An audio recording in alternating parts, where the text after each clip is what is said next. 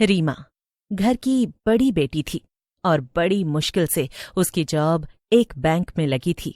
नौकरी तो अच्छी थी, लेकिन समस्या यही थी कि वो बैंक रीमा के घर से लगभग 30 किलोमीटर दूर था। रीमा परेशान होकर अपने कमरे में अपने लैपटॉप के सामने बैठी थी। क्या कर रही हो रीमा? मेरी बात सुनो। कहो माँ, अब क्या हुआ? अभी तो मैं थोड़ा शांति से बैठी थी। मैं 3 दिन से देख रही हूँ, तुम ऐसे ही परेशान हो। अरे अगर वो बैंक जहां तुम्हारी नौकरी लगी है इतनी दूर है तो उसे छोड़ दो ना।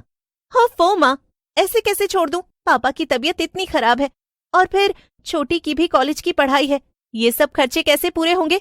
अब कुछ भी हो, ये नौकरी तो मुझे करनी है। और देखो ना, मैंने सब सोच भी लिया है।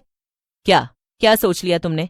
रीमा अपना लैपटॉप अपनी माँ की तरफ घुमा देती है और मुस्कुराते हुए उनसे कहती है, देखो माँ, मेट्रो का रूट एकदम सही है।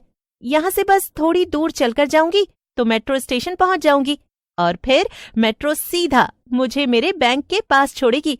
वहां से बस एक ऑटो लेना है। इतना आसान है। अच्छा, ऐसा है क्या? हाँ, और आसानी के लिए मैं मेट्रो कार्ड भी बनवा लूंगी। ये सबसे आसान और तेज तरीका है। अब तुम बिल्कुल चिंता मत करो, 2 दिन में मेरी ज्वाइनिंग है। रीमा किसी तरह अपनी माँ को मना लेती है। उसके ऊपर अपने परिवार की जिम्मेदारियां थीं, इसीलिए वो ये रास्ता चुनती है। 2 दिन में रीमा अपने लिए एक नया मेट्रो कार्ड बनवा लेती है। आज उसके ऑफिस का पहला दिन था। वहीं सामने टीवी चल रहा था जिसमें न्यूज लगी थी। आज फिर से एक आदमी के अपने ही कमरे से गायब होने का हादसा सामने आया है।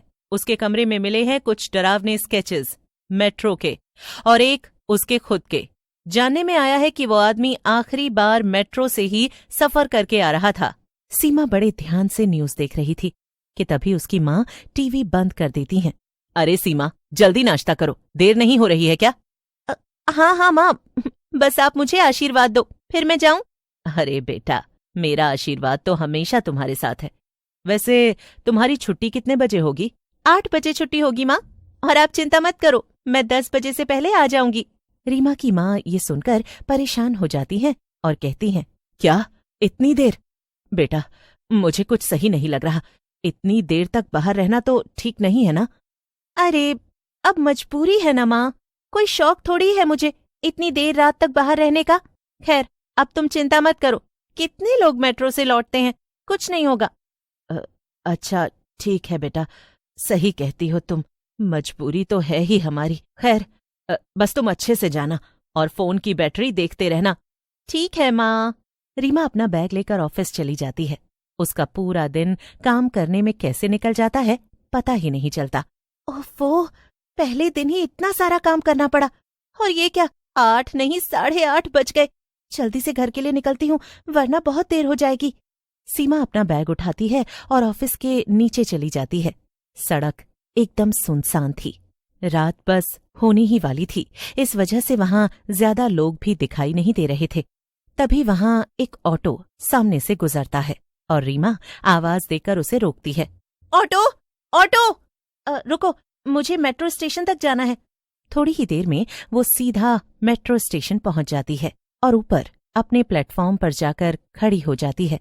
उसे ये देखकर थोड़ा सुकून मिलता है कि प्लेटफॉर्म पर कुछ लोग खड़े थे। हाँ, चलो, कोई तो है यहाँ, वरना रास्ते भर तो मुझे एक आदमी नहीं दिखा। सीमा उन सबको ध्यान से देख रही थी। लगभग सभी लोग ऑफिस जाने वाले ही लग रहे थे। तभी अचानक से अनाउंसमेंट होती है, कृपया ध्यान दें, राजीव चौक जाने वाली मेट्रो अब प्लेटफॉर्म संख्या 3 पर आ रही है। कृपया पीली लाइन के पीछे खड़े रहें। हाँ, चलो, मेट्रो भी आ गई। देखते ही देखते मेट्रो सामने आकर खड़ी हो जाती है। हाँ, बाप रे, अंदर तो काफी लोग हैं, शायद बैठने की भी जगह ना मिले। लेकिन तभी सीमा की नजर मेट्रो के आखिरी डिब्बे पर पड़ती है, जो लगभग खाली था। सीमा के मन में कुछ सवाल उठते हैं। ऐसा कैसे? आगे के डिब्बों में इतनी भीड़ और वो आखिरी डिब्बा खाली। चलो अच्छा है, उसी में जाकर बैठ जाती हूँ। वैसे भी इतनी। सीमा उस आखिरी डिब्बे में चली जाती है और बैठ जाती है। पूरा डिब्बा खाली था सिवाय एक सीट के। सीमा के ठीक सामने एक औरत बैठी हुई थी।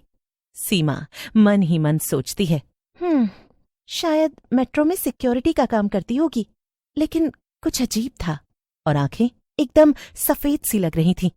ऐसा लग रहा था मानो वो औरत बहुत बीमार हो, लेकिन उसके हाथ में एक नीली डायरी थी। सीमा उसे देखकर मन ही मन सोचती है, हे भगवान, ये औरत कितनी बीमार लग रही है। ऐसा लगता है जैसे इसने बहुत दिनों से कुछ नहीं खाया। लेकिन कुछ देर बाद चीजें और अजीब होने लगी। जब से सीमा मेट्रो में बैठी थी, वो औरत उसे ही घूरे जा रही थी। बहुत देर तक सीमा ने दूसरी तरफ देखकर उसे अवॉइड करना चाहा, लेकिन तभी अचानक से सीमा का फोन बजने लगता है। हेलो हेलो माँ। अरे बेटा, कहाँ हो? कितनी देर में पहुंचोगी? बस माँ, मेट्रो में ही बैठी हूँ। सिर्फ 4 स्टेशन ही बचे हैं। अच्छा ठीक है बेटा, ध्यान से आना। सीमा जैसे ही अपनी माँ का फोन रखती है और सामने की तरफ देखती है तो वो चौंक जाती है। सामने जो औरत बैठी थी, अब वो वहां पर नहीं थी।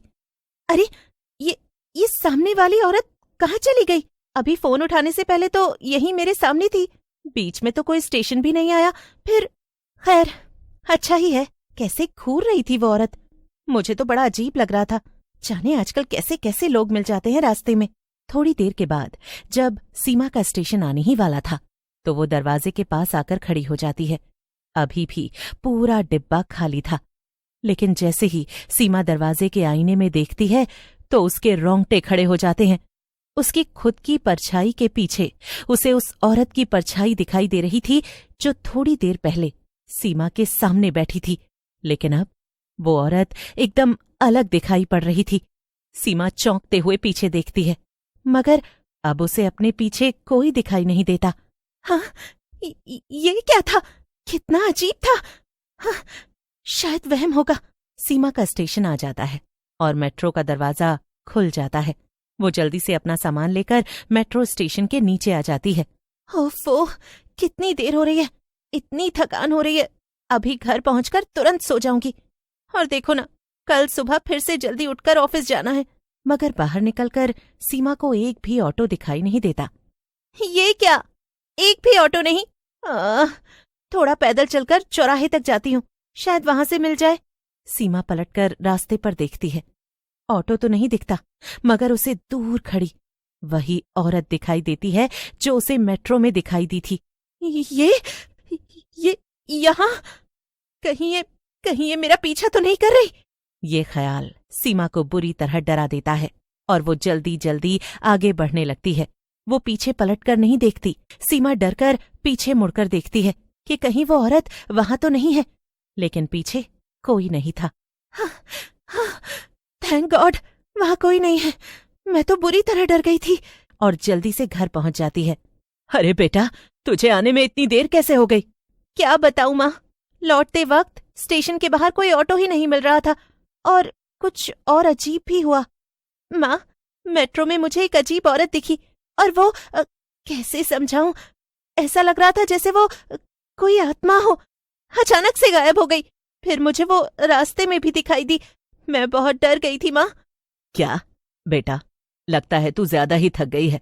एक काम कर, हाथ मुंह धो ले, मैं तेरे लिए खाना लगा देती हूँ। सीमा अपने कमरे में जाती है और सारा सामान बेड पर रख देती है।